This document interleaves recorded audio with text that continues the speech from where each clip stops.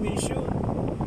So ito yun guys yung madadaanan yung rock formation kapag punta kayo ng Hupov. Ito yun guys madadaanan ninyo. So sa mga bala pumunta ng Hupov, okay. Mga bala guys sa hindi pa nakasubscribe, please subscribe to my YouTube channel. At saka paki-like na rin. Kung gustuhan nyo naman itong ano nyo, yung video ko, paki-share na lang din. Salamat. Yan guys, ito yung mga rock formation na dito sa madadaan nyo pupunta ko. Ang ganda ng rock formation dito guys. So, diba? Amazing. So, sa mga hindi pa nakapunta ng Saudi Arabia, so ito yung makikita nyo kung dito kayo maasahin sa Eastern Region banda. So kung papunta kayo ng Eastern Region, babiyahe kayo mula Damam papuntang Hupov, papuntang Harad, papuntang Hidayliya. So ito yung madadaanan nyo kalsada at ito yung makikita nyong scenery. So yung mahilig sa mga adventures, mahilig sa land trip, mga kababayan natin. So ito na yun, makikita nyo dito guys, ang ganda. So ito pala yung ano nila, papunta din itong itong dinaanan natin, papuntang Hupov. So sa Hupov kasi doon po makikita yung tinatawag nilang Judas Cave. Sa Arabic naman is Jebel Karak Mountain ba ito tawag nila. So yan. So beautiful sceneries. So huwag po kayo mag-expect dito na meron ditong maraming puno pagka nasa Eastern Region kayo. So guys, for your information, the only farmland in Eastern Region is in Hupov only. So yun lang po ang farmland. So the rest po dito sa Eastern Region ay desierto na po. Lalo papunta kayo ng Mahasin, Harad, going to Riyadh, Hidayliya. So wala na po kayo makikita dyan guys, farm. Makikita na po kayo ng farm doon sa may bandang Alcards. Yan. Kasi farmland din yan yung Alcards na yan. So maliban po dyan sa Hupov, meron po palang medyo yung old cities ng Eastern Region, which is yung Qatif and Safwa, Sayhat, Anak. Yun po, medyo may marami makikita na po mga farm dyan ngayon. Especially sa Safwa guys, maraming farm dyan. Pero hindi na rin gaanong kasi karami kasi di-develop na po nila. So build residential area, so hindi mo na masyadong makikita yung mga farm. Maliban lang kung pumunta kayo sa looban, right? So yan guys, ito na po yung reality ng Eastern Region. So bakit kamo desierto to? God knows only. Ever since siguro wala namang human settlement dito banda. So ang merong human settlement yung lang yung Hupov, Kair, yung Baras, yun lang po ang medyo settlement. Yung Oyon din, usa din sa lumang yan, pero hindi masyadong karaming tao, right? Pero kung hanap nyo ay scenery ng desert, so ito yun guys, makikita. Okay? So huwag kalimutan guys, mag-follow, mag-subscribe sa ating YouTube channel. So para naman po mag-grow yung channel ko. Alright? Successful po. Magpasalamat po sa inyo.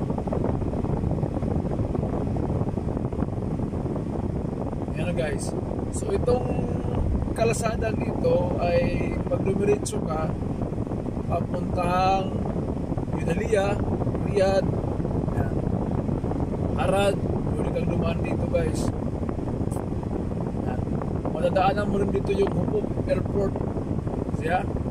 Sabi lang Hupok Airport, mayroon po. Pero sa pagkakaalam ko ay exclusively for Aramco only. At saka yung basis ng Saudi Air Force. So yun po madadaanan nyo dito. Pag diniretso itong kasadang ito, then pag diniretso nyo yan ang putang medalya. Yung pakaliwa, papuntang Hupok, Ubaras, o yun. So since pupunta tayo ng Hupok, so dito tayo dadaan. Ayan. So anyway guys, dito rin pwede dumaan papuntang UAE. Okay? UAE, Qatar, dito rin kayo dadaan.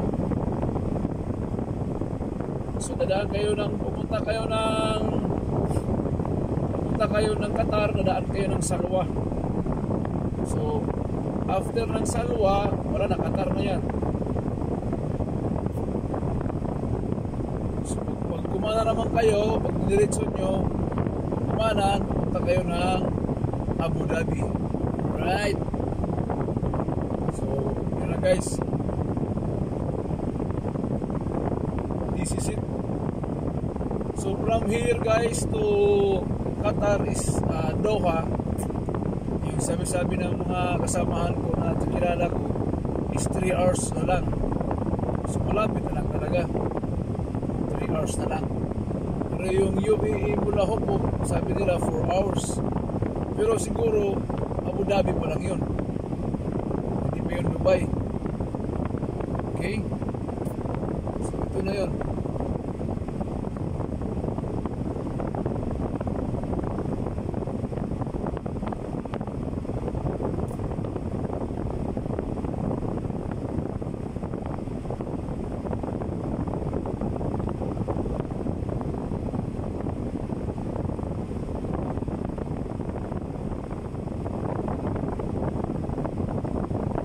Ayan guys, ito ngayon ay part na ito ng Uyon. So ito na yung sa kanan, sa kaliwa, ito na yung Uyon Industrial Park. Ayan. So yung kabila guys is wala na talaga rock formation talaga. Nandiyan na yung pupuntang Mahasin. Lugar na dyan. So itong kaliwa natin, yan po yung Uyon. Uyon Industrial Park, saka yung community. Actually guys, maliit lang po yung community ng Uyon. Maliit lang naman, kasi maliit lang talaga siya. Kung sa Pilipinas lang ito is barangay lang sa atin. Kung nasa probinsya ka, barangay lang.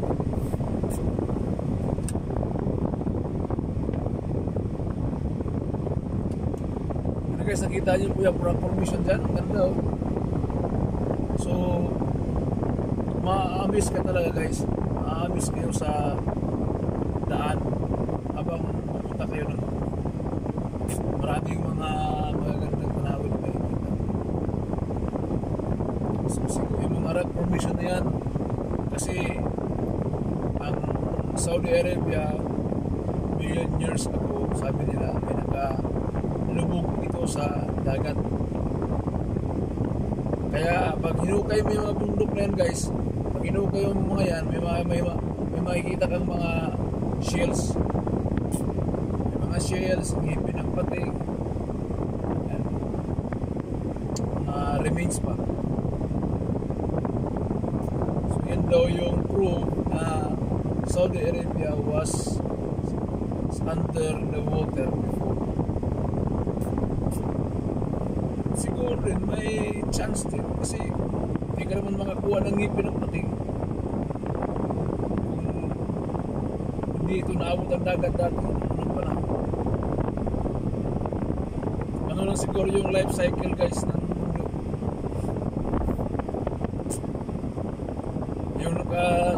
Yung under the sea yun, yung unang panahon ay yun din yung nasa lupa.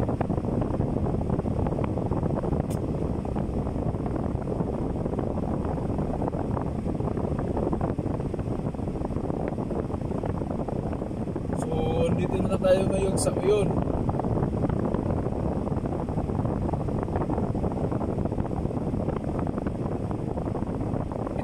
dinaanan natin guys is Daran Highway to. Tatawag ng Daran Highway.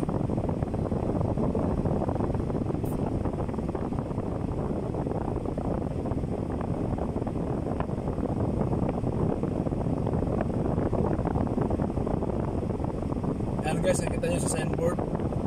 Mayroong Salwa, Qatar, Cair, Riyadh, yan, Home Center.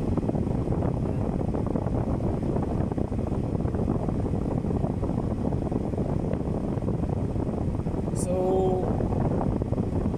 sa itong Eastern region guys, andito yung malaking gusto ng oil ng Saudi Arabia. So ito yung kaya dito na po yung Aramco. Nandito yung Saudi Aramco from lahat ng langis na karamihan ng unang panahon.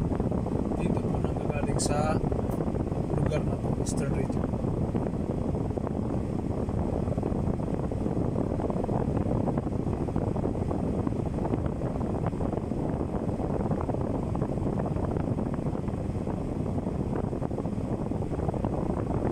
Yung tulay na yan guys, may kita nyo sa nahan yung tulay. Yan po ay yan po siya ay tulay. Kung pa-exit ka dyan, pupunta ka ng Riyadh. Meron dyan exit na sa kabila na pupunta ko kayo. Mag-U-turn ka guys. Pamalaki pumunta ng mag-U-turn kayo. Mag-U-turn kayo sa hindi dyan na yung hindi dyan isa pangalawa yung yan, hindi dyan pupuntang Riyadh yan. So ito guys, yung pangalawang exit yan yung papuntang Qatar. So kung gusto nyo mag-exit dyan kung papuntang Qatar, dyan kayo mag-exit yan, okay nyo pick up, diba? Yan, papuntang Qatar yan, dire-diretso sa kabila, papuntang Salwa yan.